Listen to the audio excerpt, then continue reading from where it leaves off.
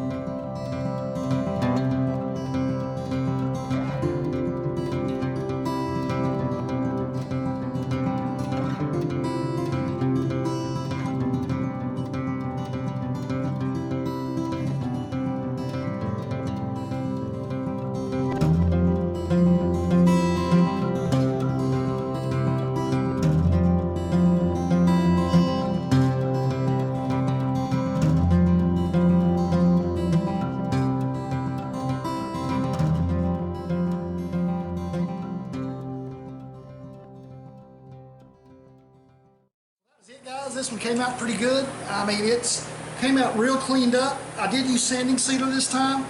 I did kind of chuckle because if you saw how much I was sanding, the can I got said that it won't gum up sandpaper. Probably true if you hand sand it. Well, I use random orbital on most everything, and it probably goes a little fast. That is gummed up sandpaper. That's what they're talking about. So it did gum up quite a few pieces, but I've got a ton of disc, so I just kept doing it until I got it all cleaned up. It did keep the paint a lot sharper. It didn't allow it to absorb into the grain as bad. And if y'all guys couldn't tell, this shirt's actually light gray. It is hot and humid. So I didn't show y'all putting poly on it because it's actually still not dry from the stain. It's going to take a while for the stain to dry on it, and I won't apply the poly until then, so it may actually be tomorrow before I poly it.